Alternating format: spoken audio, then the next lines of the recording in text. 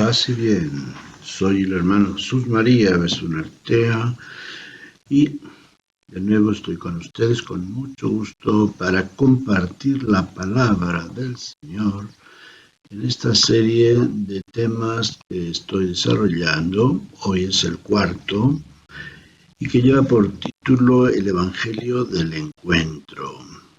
Quiero pues a través de estos temas dar la oportunidad a muchos que quieran escuchar, la oportunidad de encontrarse con la palabra del Señor, tal como se nos expone en los evangelios, y a través de esa palabra escuchar al Señor, nuestro Maestro, y tener un encuentro personal con Él, porque eso es realmente lo que Él quiere, y ese es el tema que vamos a desarrollar hoy.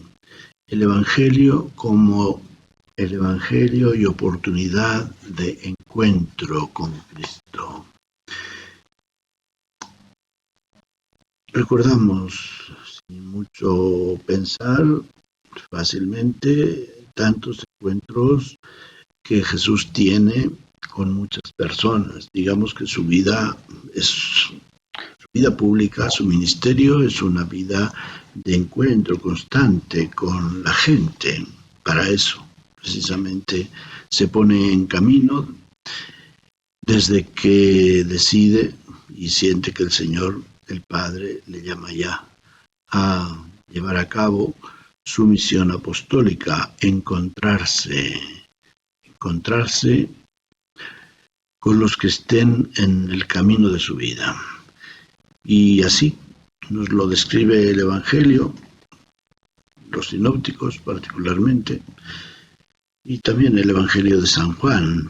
Enseguida nos pone en contacto con experiencias de encuentro con personas en general o personas que van a ser sus discípulos. En Juan, por ejemplo, pues tenemos el encuentro en las bodas de Cana, y luego tenemos encuentros con quienes van a ser sus discípulos, como Juan, Andrés, Natanael, etc. Y en los evangelios sinópticos, pues tenemos el encuentro con el leproso, el encuentro con el centurión romano, con la suegra de Pedro.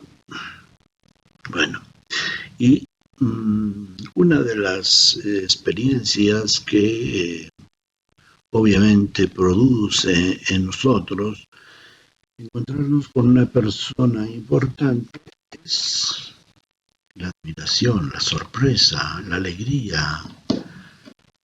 Así, por ejemplo, Isabel, cuando recibe a María, ¿de dónde a mí, la madre de mi Señor?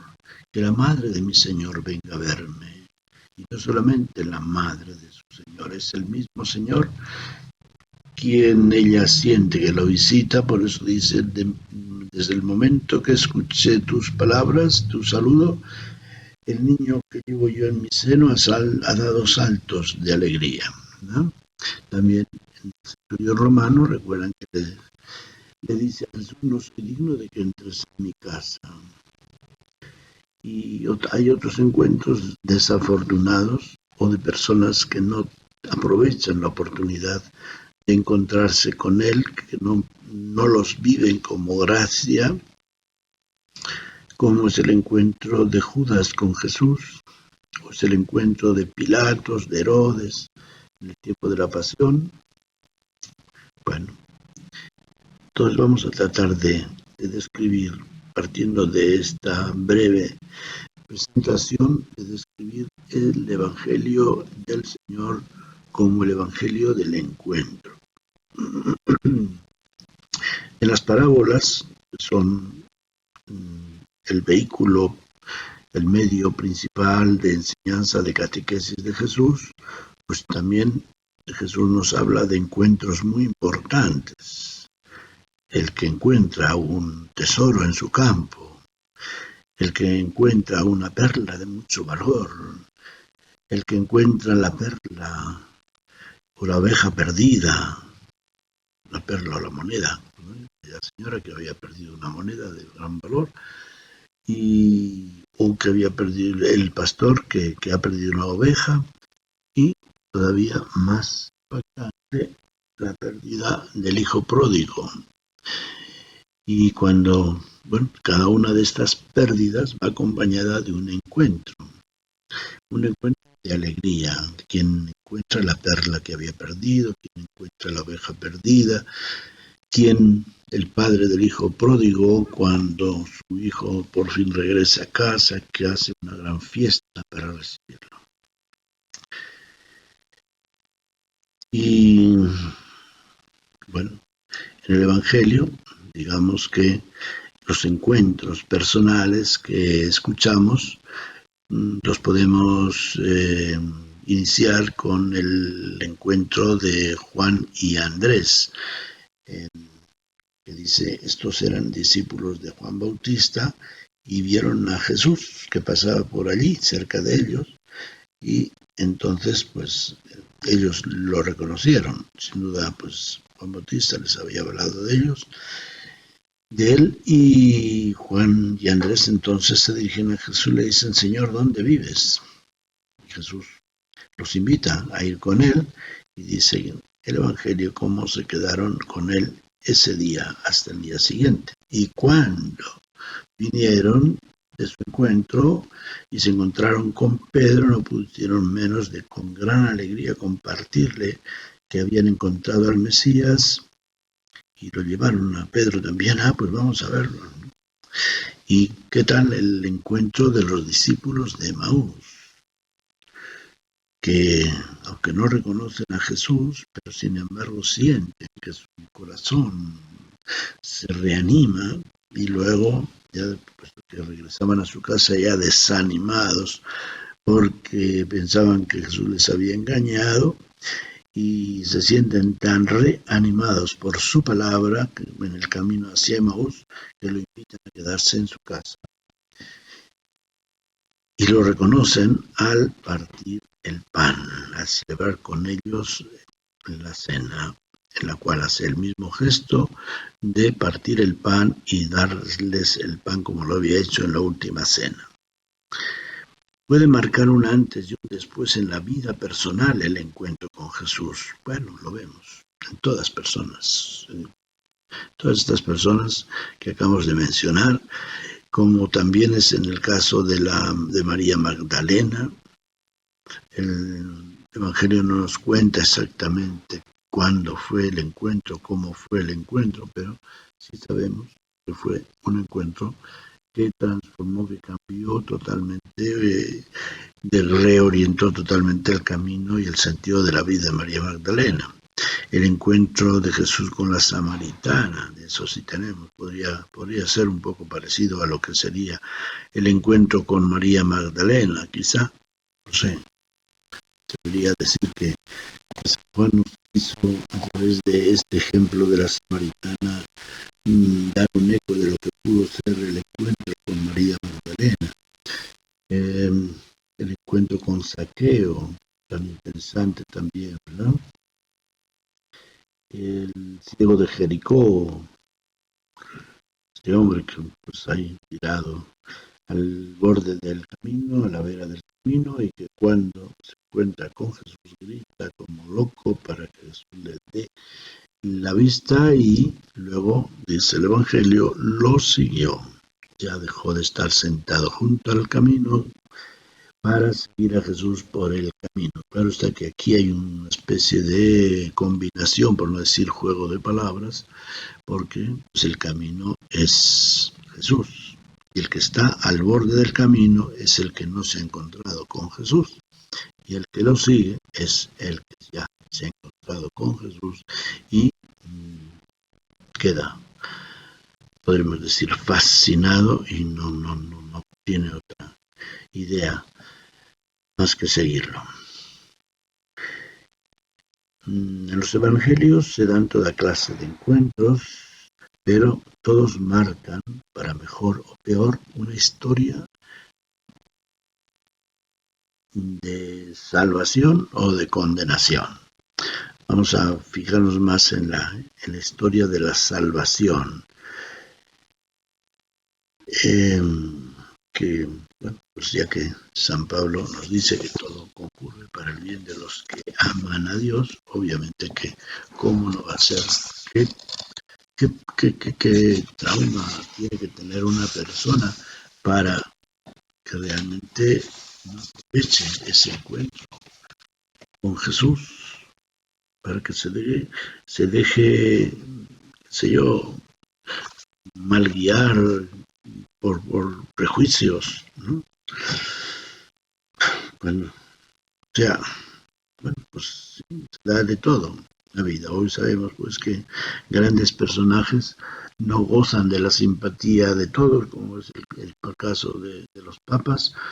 Hemos visto a lo largo de la historia a tantos papas que han gozado en general de la simpatía del pueblo, pero siempre ha habido grupos reaccionarios, contestatarios, o que no han aceptado su magisterio, su autoridad, su línea de dirección de la Iglesia, etcétera, como pasa hoy en día con el Papa Francisco, desafortunadamente.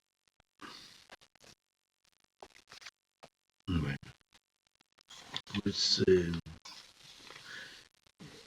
hay unas palabras muy importantes de San Pedro donde nos expresa cómo si el encuentro con Jesús no transforma, no cambia el rumbo de nuestra vida, estamos perdidos. ¿Ya?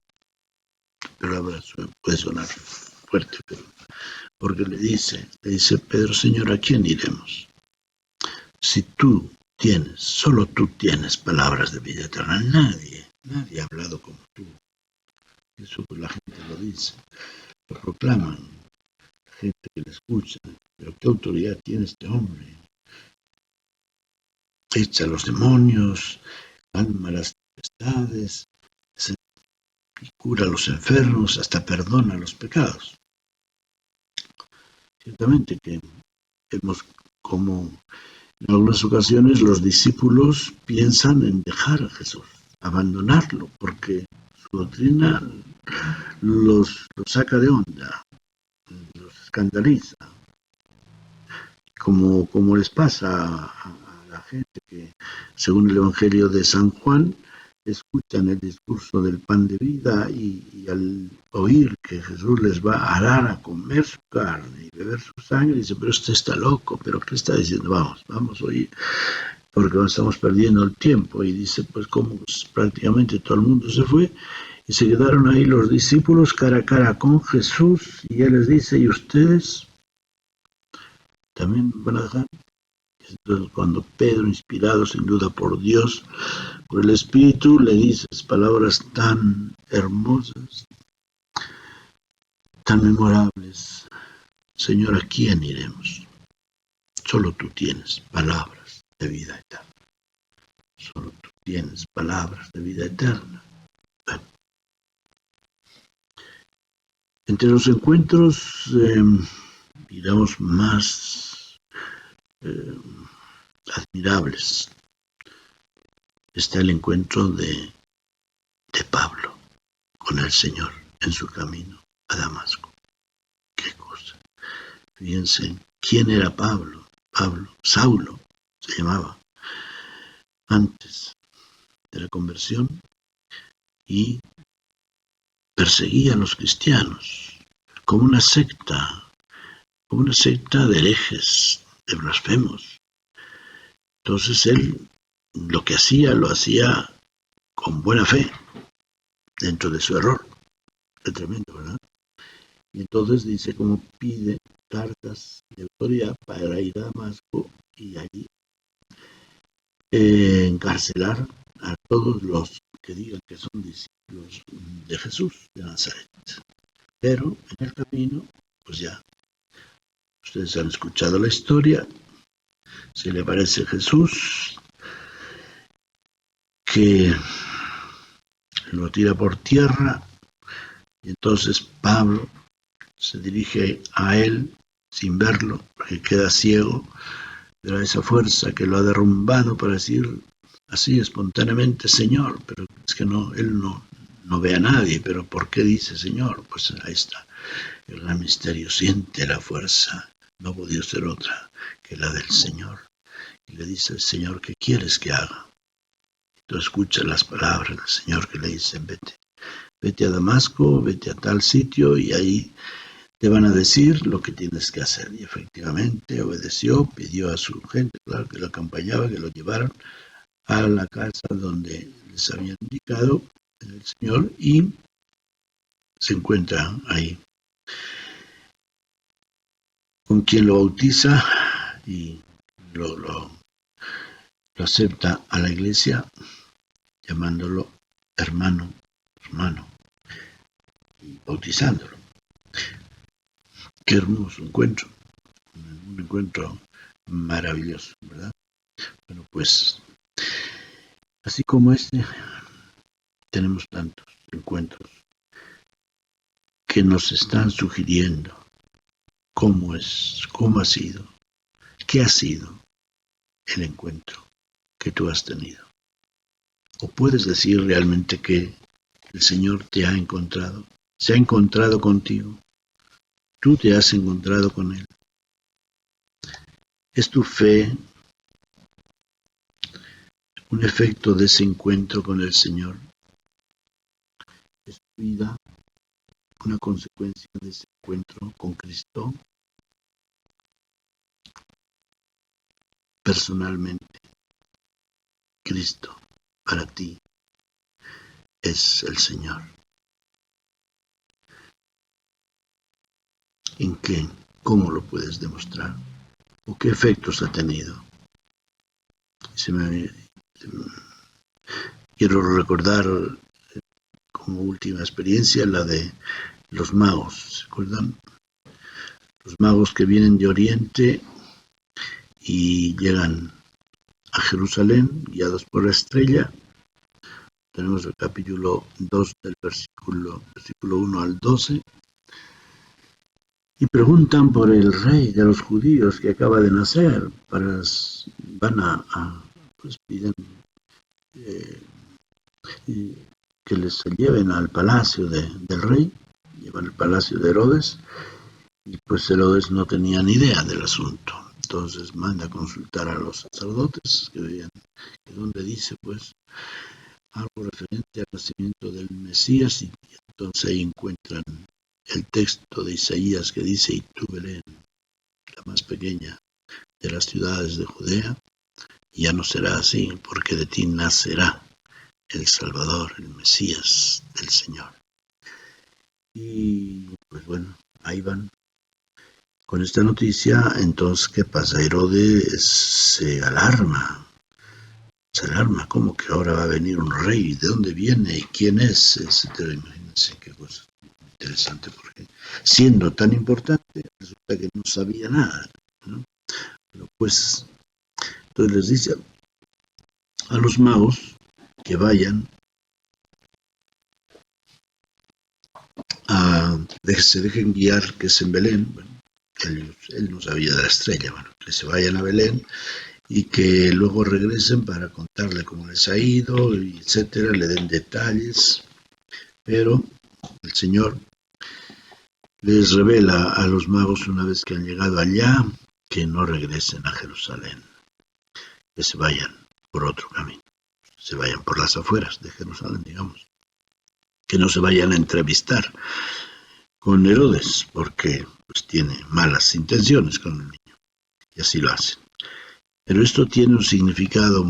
Bueno, esto todo es una parábola, este encuentro, este viaje de los magos, es toda una parábola de lo que es el encuentro con el Señor, lo que es la llamada, la vocación, es decir, esa estrella, todos nosotros la hemos visto, que ha sido, podemos decir, para mí fue el encuentro que tuve yo con los capuchinos cuando era niño.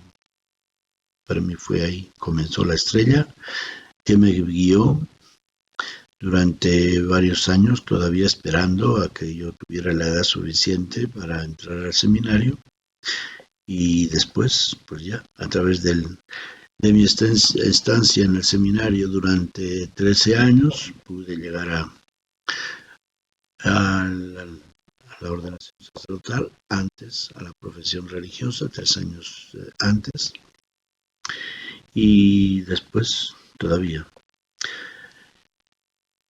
digamos, de llegar a esa meta de la ordenación sacerdotal durante tantos años de preparación y de estudio, pues viene el, podríamos decir, sí, caminar por otro camino. Ya no era una vida centrada en mí, preparándome para una misión, creciendo en la vida espiritual, etcétera, sino una vida ya de servicio. Una vida de servicio a través de la vida capuchina y a la vez de la vida sacerdotal. Y es imposible. Hay por ahí una imagen de Jesús que lleva esta leyenda. Es imposible conocerte y no amarte, amarte y no seguirte. La podríamos decir, es imposible encontrarse contigo y no amarte y no seguirte. Por eso, cada uno de ustedes les invito a que examinen esa experiencia de encuentro que han tenido con el Señor en su vida. ¿Cuándo fue la primera experiencia de fe que marcó una inquietud de conocer al Señor, de ser cristianos, de vivir su vida cristiana en la iglesia? Y cómo la han secundado, cómo la han seguido, cómo la han cultivado, a dónde han llegado, qué dificultades han tenido. Quizás se han encontrado también con un Herodes que los ha despistado y los ha mandado por otro camino. Bueno, por otro camino, pero no el camino de Jesús, sino otro camino que no era el de Jesús, porque eso pasa a mucha gente. ¿Cuántos que dejan la vocación religiosa, sacerdotal, la vocación cristiana, que se alejan de la iglesia, el matrimonio, etcétera? Hermanos, es serio. Esto es un tema bastante serio, este tema de la vocación, con tanto misterio que no entendemos. Por eso es necesario fortalecer esta experiencia del encuentro con el Señor y no olvidarla, no relegarla, no disminuir en la intensidad de nuestro encuentro con el Señor a través de la oración diaria, a través de la escucha de su palabra, a través de la celebración de los sacramentos, sobre todo la Eucaristía, que tenemos la oportunidad de celebrarla todos los domingos o incluso todos los días. Una amistad que no se cultiva, pues se va perdiendo. Eso lo sabemos por tantas experiencias que hemos tenido, cuántas amistades hemos tenido en el mundo, seguramente muchos de nosotros, yo al menos sí. Y hemos cultivado algunas toda la vida, otras hemos cultivado durante un tiempo, y sea por una cosa o por otra, pues algunas se han ido perdiendo, se han ido dejando, y esta amistad con Cristo no la podemos dejar. Esta sí la tenemos que cultivar. Siempre es la amistad por excelencia de nuestra vida. Entonces, queridos amigos, les invito a que piensen un poquito en esta experiencia, la valoren y vean qué es lo que es necesario renovar, cambiar, cultivar. No sé, puede ser que hasta necesitemos asumir la actitud del hijo pródigo, de decirle al Señor que estoy de nuevo volviendo a casa, porque me alejé, me fui por ahí buscando vida en otras partes, en otras personas, pero tú solo, Señor, tú tienes, solamente tú, palabras de vida eterna. Pues que el Señor nos motive, nos guíe, dejémonos encontrar por Él, estemos atentos a su palabra y como dice el Salmo, si hoy escuchas su voz, no endurezcas tu corazón. Pues el Señor os guíe los anime, los bendiga. Padre nuestro que estás en el cielo, santificado sea tu nombre. Venga a nosotros tu reino. Hágase tu voluntad en la tierra como en el cielo. Danos hoy nuestro pan de cada día. Perdona nuestras ofensas, como también nosotros perdonamos a los que nos ofenden. No nos dejes caer en la tentación y líbranos del mal. Porque tuyo es el honor, la gloria, la alabanza, la acción de gracias y el reino, por los siglos de los siglos. Amén. Señor, aquí estoy, esperando que llames a mi puerta para abrirte de par en par las puertas de mi corazón. Yo sé que cada día llamas y vas a seguir llamando. Que mis oídos y mi corazón no se hagan sordos, que no haya tanto ruido en mi corazón que no escuche tu voz, porque sé que en nadie se va a cumplir como en ti el dicho de que quien encuentra un amigo fiel encuentra un tesoro, dice el Cantar de los Cantares. Gracias. Paz y bien.